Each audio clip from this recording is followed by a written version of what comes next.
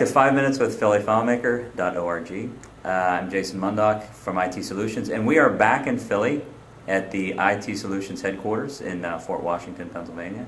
Back from San Francisco, DevCon last week, and tonight is our DevCon recap meeting. And with me is Alan Deffenderfer from ABD Enterprises, Havre de Grace, Maryland. We were at DevCon together. We did a lot of hanging out. It was a good time. Good times. How many DevCons have you been to? This is my third DevCon.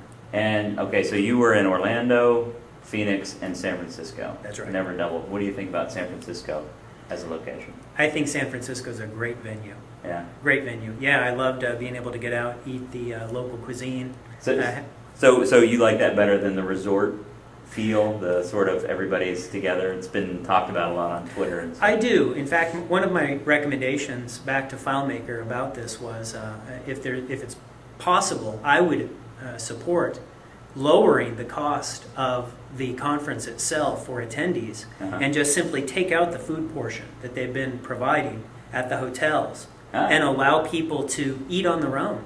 I mean, I really think that venues like San Francisco or Philly, Boston, New Orleans, all of these places would support something like that. That's a good point. I hadn't even considered that. And honestly, some of the choices for like some of the meals this time were dramatically different. Well, and much less. I mean, I heard a lot of people complain about the food. Yeah, breakfast was very noticeable. Yeah. In that case, you know, we had a lot of choices in Phoenix and these other resorts. So tell me about two wow moments from DevCon. Like what are two things that you walked away with going, oh man?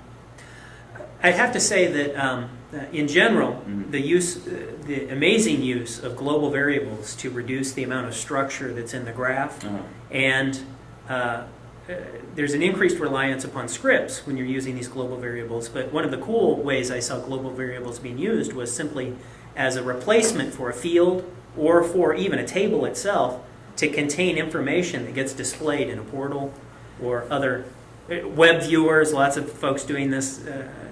Information display in web viewers, but the use of a global variable as a sort of a data content. Right. And this is something that I think I saw in John Sindler's Year in Review first, but I heard it being talked about around DevCon, and it was kind of one of those mind-blowing things at first, and then it's starting to come together for me. I've seen some demos, some examples since then. Could you break down real quickly just how that how the portal parses the data out of the data viewer, or out of the global variable? Well, you've got to store that data in the global variable in some format that's easily parsed. I haven't looked at all the demo files that came from DevCon, but I suspect you're going to have folks doing it. If I were doing it, and the way I've been thinking about doing it is doing it simply in XML and then parsing it back out with a XML parser. So you can walk the tree. Oh yeah, that's and so I don't think I've heard that actually, but yeah. So as you're counting up your portal rows, you're simply doing a node count of and that tells you how many portal rows you're going to have, and then you just grab the next 10, the next 10. So I think XML would be a really good way to store that data, and I think that's a big advantage for big chunks of data content. But another way that I've been doing it, I was playing it, my world was blown open when I saw the amount of data being stored in these global variables. But I was already doing this in a way, in a solution I'm working on now, where I'm using a global variable to store little bits of data about how my portals are sorted and things like that. And they're just simply pipe separated. I'm grabbing variables. There are some folks that tend to do it that way. They just, a list of items and pulling it back out that way. But I really think for big chunks of data, you've got to use XML. What's another wow moment that you had at DevCon? I really would say that for the first time in a long time, I thought about chucking the anchor buoy way of development. Really? I couldn't. All right, talk about that. I was surprised. I went to Colligan's presentation on different ways of doing graphing and how to tame that graph. And one, I'm not sure if it's speculative or what sort of data collection there has been on this, but he made a claim that anything above about 20 table occurrences to tables tends to slow down the database. Now, I'm sure that would be qualified in some way, like Sure. based on the number of users, based on the number of records, based on the number of modules. Mhm. You know, how many tables are we talking about here? It probably wouldn't happen if only 20 tables were at play, but maybe 100 tables. And that was an interesting claim, and it got me to thinking about different ways to use that graph. And for the first time, I actually thought about, well, I'm just going to start connecting those anchors.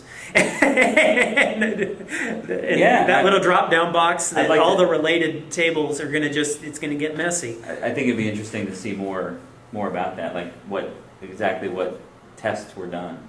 Yeah, that to me is worth exploring. Yeah, no doubt about it. That would be a wow moment. I didn't see that. I wasn't in that session, and, you know. But yeah, that's an interesting claim, and that'll pan itself out over the next year.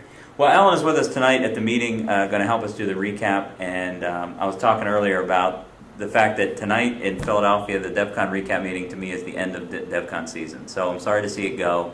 You have the build up to DEF CON, you have DEF CON itself, and then there's this sort of period of a week or two of just kind of getting this stuff out on the internet, and this year people spending a lot of time on Twitter, sort of pushing information out. I was reading Todd Geist's recap blog post today. There's a lot of blog posts out there. So tonight is the night in Philly. We're going to recap DEF CON, and we're broadcasting live on Ustream, and that should be recorded. So if anyone's interested in seeing this actual meeting, we're trying it. We're testing out some new ways of broadcasting. So anyway, thanks, Alan, for being with us. You're welcome. 5 minutes with Philly FileMaker, phillyfilemaker.org.